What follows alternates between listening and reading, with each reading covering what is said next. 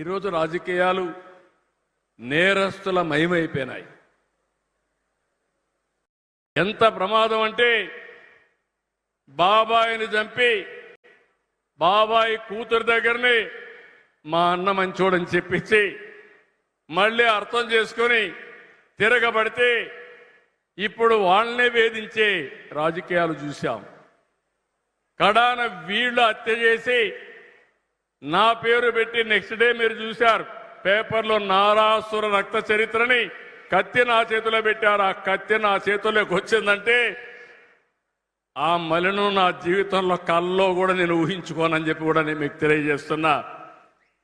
నేను హత్యా రాజకీయాలు చేయను, శవ రాజకీయాలు చేయను, ప్రజాహిత రాజకీయాలు చేస్తా.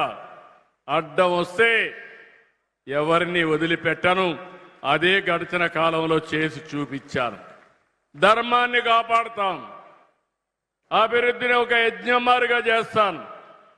నేను యజ్ఞమారిగా చేస్తా ఉంటే రాక్షసుల మారిగా వచ్చి మీకు ఆ ఫలితాలు రాకుండా భగ్నం చేయాలంటే దాన్ని కాపాడే బాధ్యత నా పైన ఉంది. యజ్ఞం చేయాలి, రాక్షసుల పైన యుద్ధం చేయాలి, ఆ యజ్ఞ ఫలితాలు ఈ ప్రజలకు అందజేయాలి.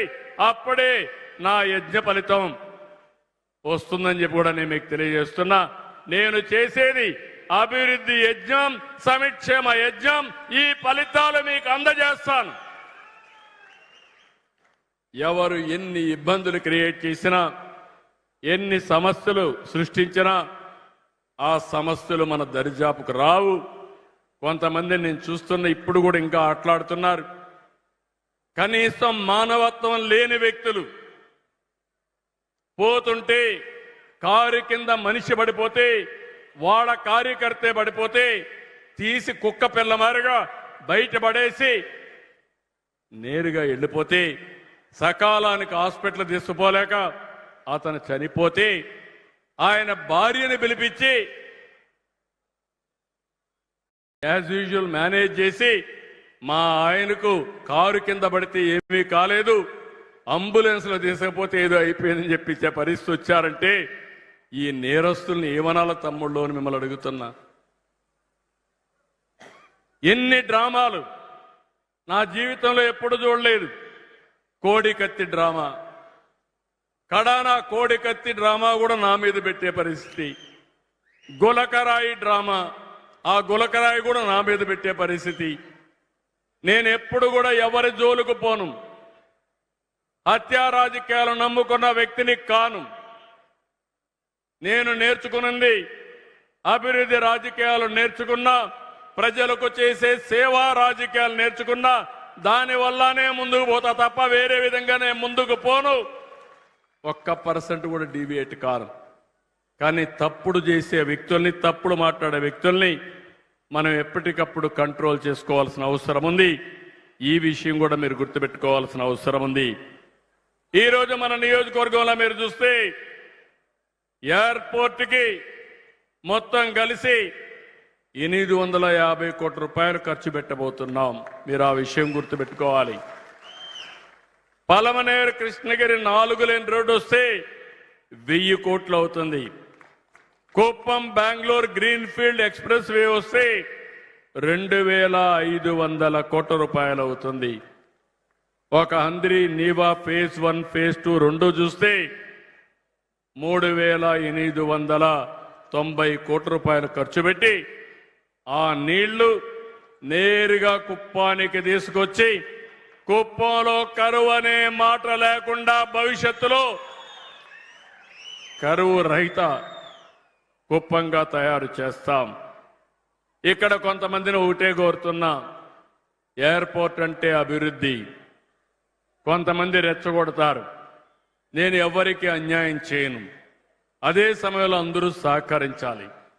ఎవరైనా అభివృద్ధి వద్దంటే మీరే చూశారు. అమరావతిలో రైతాంగం ముందుకొచ్చారు.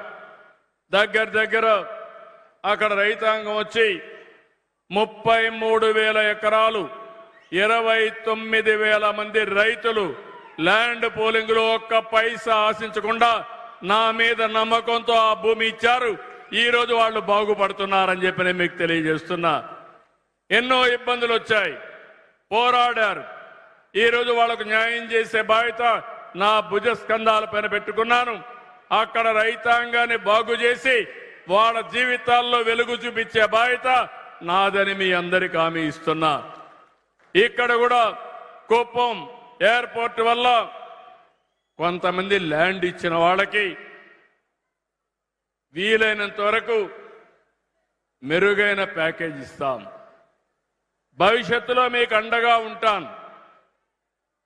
కాదు ప్రాజెక్టే రాకూడదంటే మన ప్రాంతానికి నష్టం, మన ప్రాంతంలో అభివృద్ధి నిరోధకులుగా మిగిలిపోతాం. ఎన్నోసార్లు ఆలోచించాం. ఇప్పటికే ఆ ప్రాజెక్ట్ వచ్చి ఉండాలి. ఇప్పటికే నేను చెప్పినట్టన్నీ వస్తే కుప్పం బ్రహ్మాండంగా అభివృద్ధి అయ్యే పరిస్థితి వస్తుంది. ఆ విషయం కూడా వీళ్ళందరూ గుర్తుపెట్టుకోవాల్సిన అవసరం ఉంది. నేను ఇంత మునిపే చెప్పాను. ఈరోజు ఇంకొక ప్రాజెక్టు కూడా కుప్పంలో ఈరోజు మనం ఒక పైలట్ ప్రాజెక్టుగా తీసుకున్నాం. నేను ఒక విషయం కొండలని అడుగుతున్నాను. మన వాట్సాప్ గవర్నెన్స్ తీసుకొచ్చాం. మీరు ఏ ఆఫీసుకు పోయే పని లేదు. మీ సెల్ ఫోన్లో ఏ పని కావాలన్నా అయిపోయే విధంగా వాట్సాప్ గవర్నెన్స్ తీసుకొచ్చాం. చాలా మందికి అర్థమైందా అని అడుగుతున్నా మిమ్మల్ని. వాట్సాప్ గవర్నెన్స్ వాడేవాళ్ళు చేలు పైకెత్తండి. వాట్సాప్ గవర్నెన్స్ వాడేవాళ్ళు చేలు పైకెత్తండి. కొంతమంది ఎత్తున్నారు. మీకు కొంతమందికి తెలియకపోవచ్చు కానీ రేపు ఎంఆర్ఓ ఆఫీసుకి కానీ ఎక్కడికి పోయే పని లేకుండా ఏ పని కావాలన్నా మీ ఫోన్లో మీరు మెసేజ్ పెట్టినా హాయ్ అని చెప్పి పలాని బస్సులో పలాని టైంలో నాకు రిజర్వేషన్ కావాలన్నా ఈ టైంలో ఏ బస్సులను అడిగినా నేరుగా ఆన్సర్ ఇచ్చి తద్వారా మీకు సేవలు అందించే పరిస్థితి వస్తుంది. ఇది ఒక మేజర్ చేంజ్. ఈరోజు ఇంకొక ప్రాజెక్ట్ని మన కుప్పంలో ప్రారంభించాం. డిజిటల్ రికార్డ్స్ పెడుతున్నాం. మిమ్మల్ని అందరి మీ ఆరోగ్యం కోసం భవిష్యత్తులో మీకు ఖర్చు కాకుండా వీలైతే రోగాలు రాకుండా ఉండాలంటే ఏం చేయాలి, ఒకవేళ వస్తే హాస్పిటల్కి రావాలంటే హాస్పిటల్లో వెయిట్ చేయకుండా ఎక్కడికక్కడ మీకు అపాయింట్మెంట్స్ ఇప్పించడం. రెండోది ఆర్టిఫిషియల్ ఇంటెలిజెన్స్ కూడా ఉపయోగించి మీ సమస్యకు పరిష్కారం 100% కరెక్ట్ గా చేసే విధానానికి శ్రీకారం చుడుతున్నాం. ఈరోజు బిల్ గేట్స్ ఉన్నాడు. అతను ఈరోజు ప్రపంచంలోనే కుబేరుడు. కానీ అతను తీసుకున్న నిర్ణయం చూస్తే అతని సంపాదన 99% తిరిగి సమాజ సేవకే ఇవ్వాలని నిర్ణయం చేశాడు.